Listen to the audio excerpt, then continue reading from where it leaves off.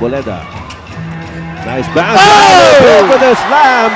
As a candidate for our No Fear Slam Jam for the day. Look out below. Manigaling at Tampua. They've got 5 seconds on the shot clock. 3-point shot by Tampua. Big lead here by 18 Popcola. Check This is that. at 21. Now to Noli Locsin. Ay, libre si Henry Fernandez. Nice fake. Ito. Nice sequence there. Ang gandang Oo. look pasa ni Noli Locsin. Vic Pinisi. Oh, nice. Oy. Oh, not so nice. Victoria, Mark Stevens Victoria was right on top of him. Arboleda with a bounce to Ali Pic. Ah! He missed that slam. Oh, ito, 3-on-2. Ay! Straight to assistant coach Binky Favis. Motolite, pangmatagalan. Muli po nagpupugay sa inyo ang bayan ng Superstars mula po rito sa bayan naman ng San Fernando, Pampanga. Araw po ng Sabado. Slightly delayed telecast sa inyo ng unang game. Medyo na dulas si Ogie Gumatay at si Willie Arboleda capitalizing on Gumatay's slip and got away for that jumper. So, lumobo pa naman itong kalamangan. 15 na lamang ng Popcola. Uy, ano yung ginawa ni Chris Bulado? 26-11 na. Magandang gabi po para sa mga manonood natin ng View of Vintage Television. Ito po si Ed Pixon. Kasama si TJ Manotok mula po rito sa San Fernando, Pampanga. Ali Pic. Wala. Vic Pinisi with that big rebound. Ogie Gumatay. Jilty Valenzuela. Looks like they're still gonna go to that mismatch of Pinisi on Locsin. As a nice help defense there by Popcola. Ito nangyari, Ed, no? Kumo-collapse yung depensa ng Popcola sa loob. And the guy with the ball naman sa Red Bull, hindi niya na-realize na everybody from Popcola is inside with him. So he should kick it out. Because for sure, somebody's going to be wide open outside if you've got 4 guys around you. And they just forget to realize that. And they keep trying to force their shots inside. And lately, they've been getting blocked, natatapik, it falls out of bounds off of them. Kaya dami nilang turnover eh. Exactly. And, we'll expect a lot of turnovers in this game because these two teams actually are averaging the top 2, in turnovers. Ang Red Bull averaging 21.7 while Popcola 20.6 turnovers a game. Well, so far, itong batang Red Bull ang nakararami sa turnover story. Dahil sabi mo nga, medyo nagpumilit sila sa loob. Exactly. At walang pasa sa labas, no? Pag naiipit. Sa kasalukuyan, mga kaibigan, 15 puntos mo ang abante ng Popcola. Oh, Check that. 17 na po. lucky bounce there by Noli Locsin. So Red Bull challenging the big men of Popcola to take the outside shots. And luckily enough for Noli Locsin, he hit that one there. But that's a good strategy for them, no? Instead of letting them operate inside, let them take those outside shots. Jilty Valenzuela with a wild shot. Karito ngayon, si Willie Arboleda para sa Popcola. Forward now to Noli Locsin. Ay, libre si Henry Fernandez. Nice fake! Ito. Nice sequence there. Ang gandang look pasa ni Noli Locsin. Ang maganda naman ang fake nitong si Henry Fernandez, knowing that Junti Valenzuela is right behind him. Lordy Tugade is in the game at the start of the second quarter. Chris Bulado, bit of a shuffle there. Pero na ipasok niya yung bola. Good move there. That's Bolada's sweeping hook shot, closing the gap to 17 points. At ito si Noli Locsin ngayon against Vic Pinisi. Ali Pic versus Bolado. Bato sa bato. Oo. Nobody would budge. And Ogie Gumatay pushing it up for Batang Red Bull pero mabilis na bumaba sa depensa ang Popcola. So Gumatay elects to call the play. Valenzuela, Bolado Nice pass. underneath to Vic Pinisi. Good fake. Malakas ang tira pero pumasok pa rin. Red Bull likes to run that play a lot. No? They have a high-low situation wherein their other big man is at the top of the key, giving the entry pass. At nangyari doon, it's easier for the guy inside to operate kasi wala nang help defense na malaki. Kanina pinag-usapan natin si Henry Fernandez at narito po ang mga numero para kay Fernandez. So the numbers I was mentioning earlier, as you see the big improvement for Henry Fernandez in the last 2 games. So we'll see if he can continue the help for the cause of Popcola. Narito ngayon si Ali Pic. Nice fake. Pero humabol pa si Chris Bolado and he will be called for the foul.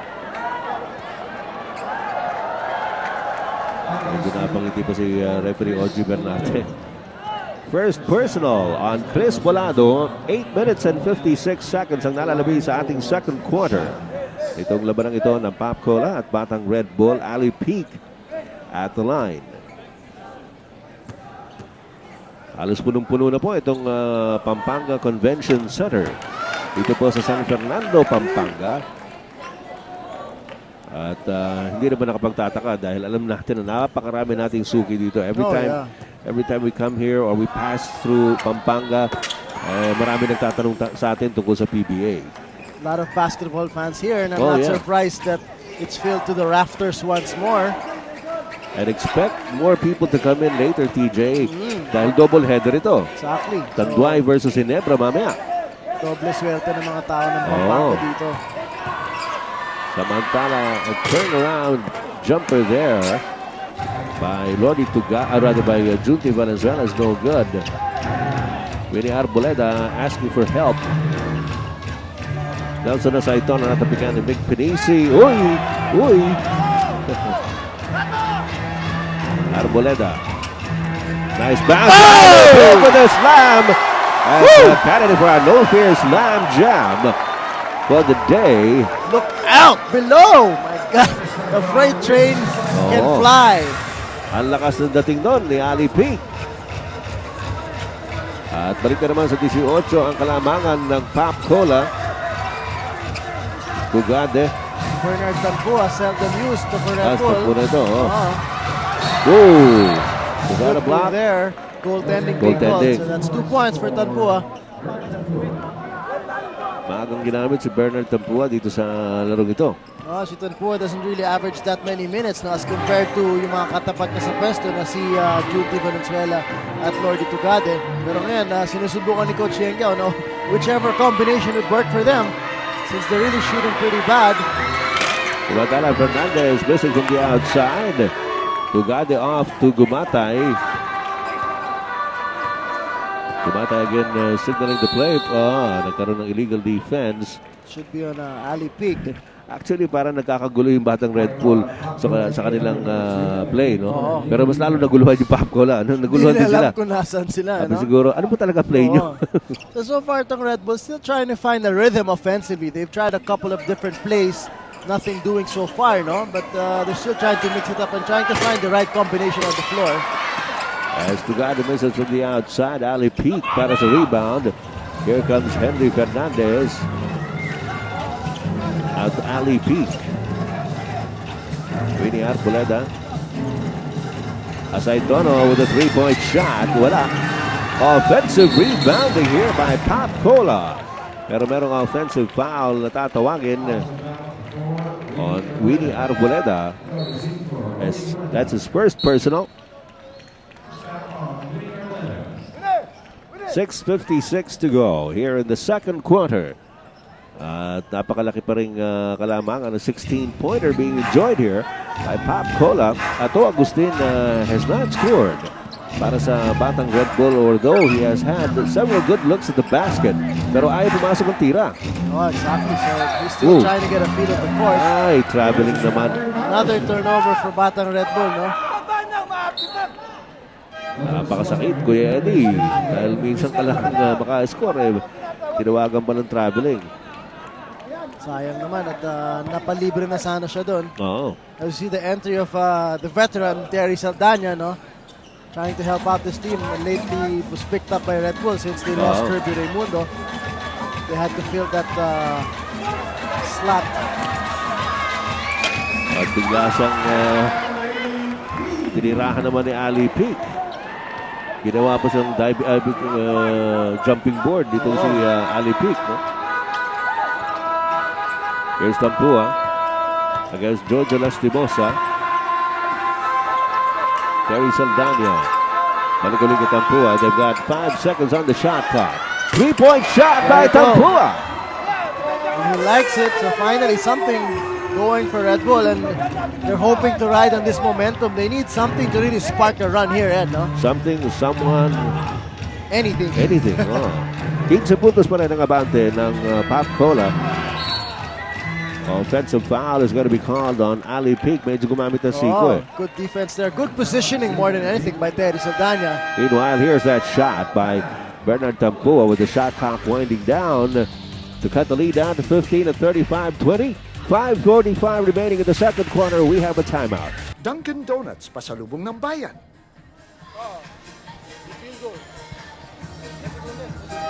Well, alam natin na marami pasalubong na mabibili rito sa Pampanga. Hindi lang Dunkin' Donuts. Marami dyan. At siguro... Nautusan ka na ba, Ed? Okay. Marami. Mahaba listahan, TJ. Kasalanan ko ba yun? Kagabi, nabanggit ko na Oo, yung tabanan tabanan talangka. Oo, nagkaroon to rin ng idea. Pero okay yan. 5 minutes and 39 seconds remaining in the second quarter. It's a 15-point lead by Pop. Oops. Tatawag sana ng timeout si McPinisi pero hindi huli na binigay doon. no?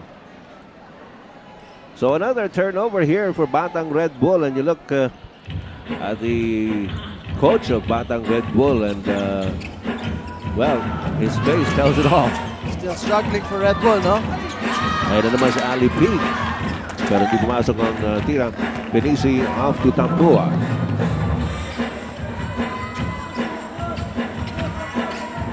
Big Pinisi. Oh, nice. Oh, not so nice. Victoria, Mark Stevens Victoria was right on top of him. Arboleda with a bounce to Ali P. Yes, that slam. Oh, ito, 3-on-2. Ay! Straight to assistant coach Binky Favis. Oh. Sayang Sayang, tong Red sayang. Bull, ang dami na turnovers. And aside from the turnovers, their problem on offense, ang bagal nila mag-set up ng play. They waste normally about 3 or 4 seconds to set up a play. And when they get the ball in the post, they don't have time anymore to move the ball around. That's right. And that's what makes them force an outside shot. Nakakapilitan tuloy. Oo, nagkakapilitan kasi ang bagal na setup nila. So ito, makita naman sa 18 puntos ang kalamangan ng Pop Cola at 38-20 here in the second quarter. Samantala, merong foul na nakita on Nelson Asaitono, I believe. Oh, before Yes. the contact there, he initiated that contact. He dug his head into the chest of, as you see there, Ayun, naging El Toro si Bull, you know? Putting that name to use. sinuwag si Oh. Mick Pinisi. Kala niya bullfighter naman to si Benisi. Baliktad ang uniform nila. Dapat nga siya nakapula. At any rate, pinasok itong si Buenaventura ni Coach Yang Giao for Mick Pinisi. Tampua to Ato Agustin. Working against Winnie Arboleda. Difficult shot. And Jojo Lastimosa with the rebound. Wina Siwas. At meron pang foul at tatawagin ng Bernard Tampua. It's getting a little bit frustrating, no? Oh, yeah, Para sa for Red Batang Bull. Red Bull. Pero hindi pa siguro panahon para manggigil eh. We're still very early in the ball game with 4 minutes and 14 seconds remaining. Although it is a big lead here by 18 Pop Cola. Check That's that. that 21. I don't know the thing with that Coach Yenga is trying to do. He's really experimenting with his players on the court. Kung sino ba magkiklik. And he had an option to really stick it out with his first 5 and wait for them to get hot. No? Pero he opted to start mixing it up with his bench players and see who of them can spark anything offensively, no? And try to mount on a run for Batang Red Bull. And so far on the court, the only offensive option that they have is Otto Agustin. Oo. And that doesn't spell good news because it's so obvious that Pop Cola knows who they're going to go to and they can easily focus their defense on him alone. Unlike if they have Devon Harp there and another scorer, at least, you know, you have another option to go to. Right now, Ruel Buenaventura is at the line. Or is he? No, si Bernard Tampua ang patitirahin ng 2 shots. But I thought it was Ruel Buenaventura who took the shot. Well, I think they're discussing it. And looks like they are going to change it to Ruel Buenaventura. And he flashes a smile. He thought he could have gotten away with that. Buko-buko. Oo nga eh. So wait, who is it? We still don't really know. Yeah, pinag-uusapan pa ng mga referees kung sino talaga. Kasi wala pa naman sa penalty, no? So it was a foul in the act of shooting. At least we would venture to think so. Oo. They're having a hard time deciding it. Oo. And they're asking the bench, the table officials. And looks like they finally made up their mind. Yeah, Give it it is. to Buenaventura. Yun talaga na. All right, let's get Ang, this over with. Oo.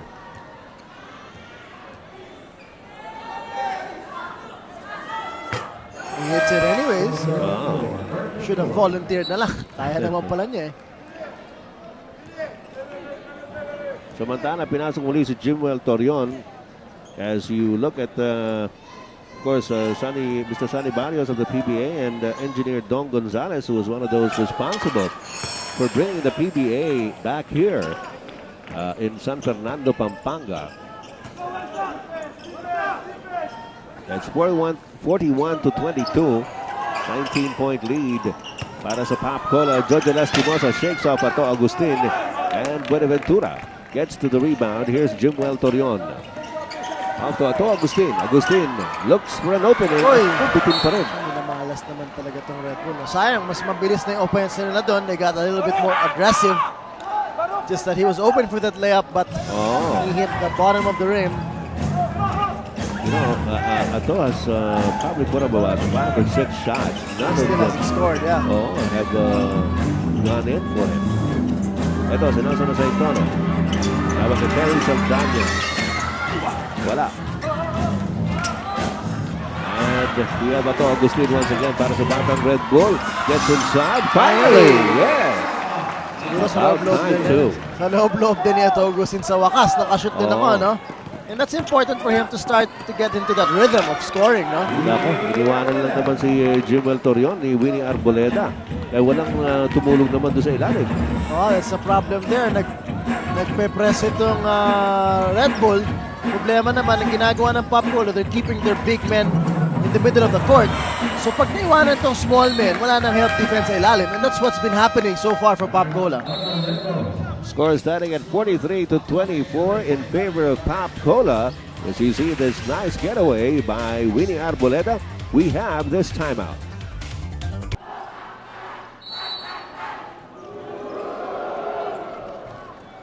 Napakarami na naman ang ating mga kabalin dito po sa Pampanga ang nagsipa rito sa Brengao Convention Center, San Fernando for our double header.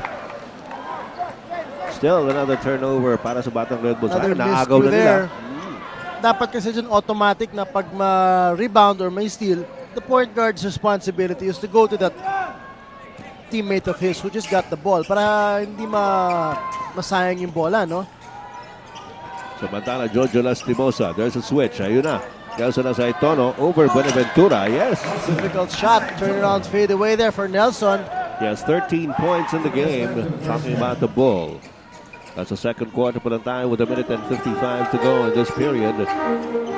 21-point lead by Pop Cola. Buenaventura misses. Agustin knocked down by Nelson Asaitono. You know, Ed, we're still wondering why Red Bull has yet to put back Devon Harp and Vic Benizi, no? Sayang, yun yung talagang post-threat nila. And since they're not hitting their outside shots anyways, they might as well try to go for higher percentage shots at the post. But the 5 they have on the floor right now really has no offensive post player. Samantala, Arboleda missing the jumper.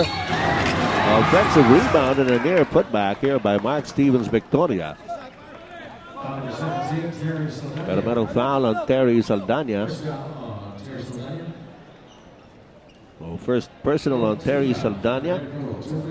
That'll send Mark Stevens Victoria to the 4.5-meter line.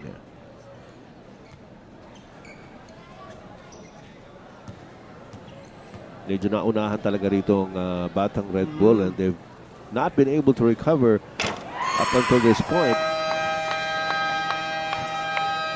And with 1 minute and 21 to go in the second quarter, the 22-point lead by Pop Cola, we have this timeout. Okay, balik po tayo. Actually, nagkaroon lang ng substitution. At narito ngayon yung pangalawang free throw ni Victoria.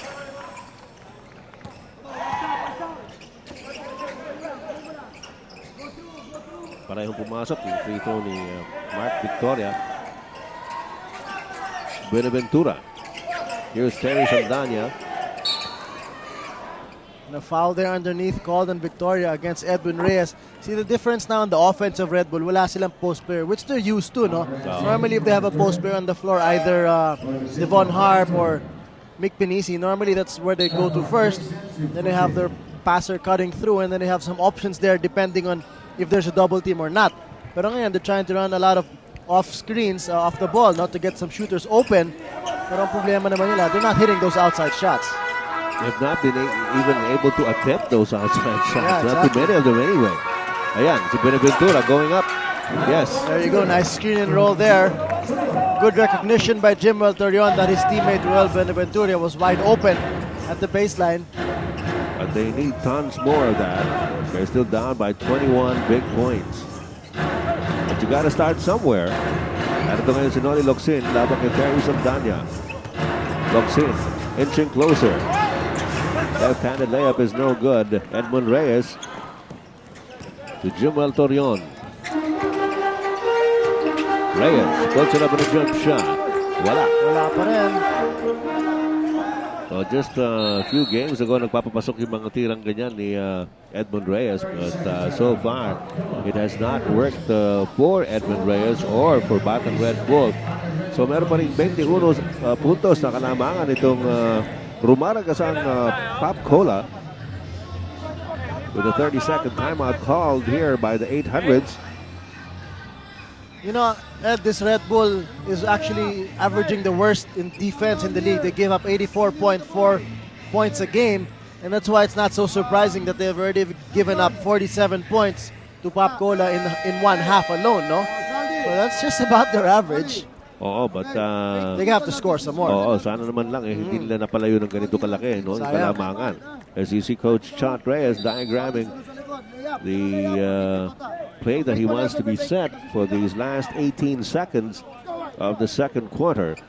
Alam mo, importante rin yan na ma-develop mo yung killer's instinct ng kupunan mo. Although they are up by a very big margin here, Coach Chot Reyes wants to see to it that the play is executed with accuracy, even in a given situation like this. Para masanay na rin yan when Oo. it comes to a game that really will count, no? A play that will count.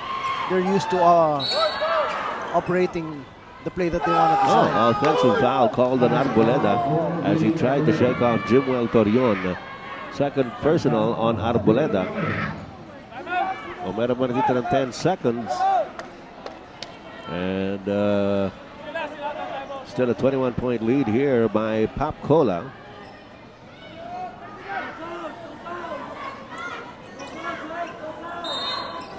Ito tatawag ng 30-second timeout ang Batang Red Bull just before the inbound. At ganun din ang gagawin itong si Coach Yenga. No? They don't want to waste naman their timeouts because you have one 30-second timeout per half and they want to make use of that. And they'll try to map out the play and hopefully end the quarter with a field goal. So kahit paano may konting moral boost yan. No? Iba na yung, How little it may be. iba na mo, mabawasan mo yung kalamangan. Anyway, as you were mentioning earlier, no, naunahon talaga tong Red Bull. In the start pa lang, first quarter, their field goal shooting was 27% as compared to the 61% nitong Pop Cola. So, big discrepancy field goal shooting alone. So, number one, they have to pick up their defense. Secondly, they have to score a lot more and shoot better from the field. Well, let's see what they can do with 10.6 seconds left here in the second quarter. They're down by 21. Ato Agustin, umaatake, tumuloy-tuloy. Binigay kay Jimwell Torion, snap, jumper is no good. Nelson Asaitono looking at the clock. We'll just let it wind down. Hindi nyo makita na on the other side, walang relo rito, walang scoreboard dito eh. Exactly. So he had to look back. At any rate, it is a 21-point lead by the Pop Cola 800s over Batang Red Bull dito po sa San Fernando, Pampanga.